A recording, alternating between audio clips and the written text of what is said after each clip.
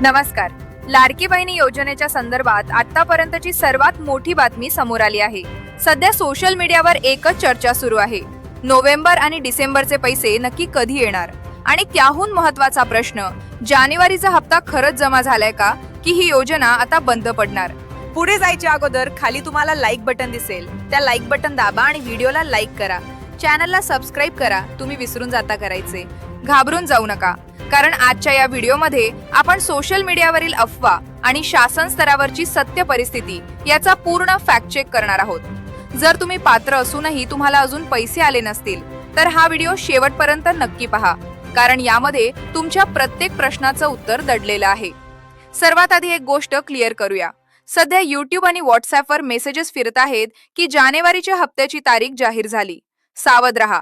आम्ही जेव्हा याची खोलवर माहिती घेतली तेव्हा असं समोर आलंय की शासनाकडून अजूनही जानेवारीच्या वितरणाची कोणतीही अधिकृत तारीख डिक्लेअर झालेली नाही. होय, हे सत्य आहे. अनेक महिला भगिनी ऑफिसमध्ये जाऊन विचारत आहेत की माझं सगळं बरोबर आहे, मग पैसे का नाहीत? तर लक्षात घ्या, सोशल मीडियावरच्या अशा खोट्या दाव्यांना बळी पडू नका. सध्या फक्त चर्चा सुरू आहेत, निर्णय नाही. मग प्रश्न उरतो, पैसे अडकले कुठे? आणि ज्यांचे नोव्हेंबर डिसेंबरचे हप्ते आले नाहीत त्यांचं काय? बघा, मिळालेल्या माहितीनुसार KYCच्या तांत्रिक अडचणींमुळे लाखो बहिणींचे पैसे थांबले आहेत. पण आनंदाची बातमी अशी आहे की विभागामार्फत शासनाला एक महत्त्वाचं पत्र गेले आहे. यामध्ये दोन गोष्टी होऊ शकतात. एक म्हणजे KYC साठी पुन्हा एकदा मुदतवाढ मिळण्याची दाट शक्यता आहे, आणि दुसरं म्हणजे कदाचित अंगणवाडी सेविकांमार्फत थेट कागदपत्र पडताळणी केली जाऊ शकते. पण इथे एक धोकाही आहे.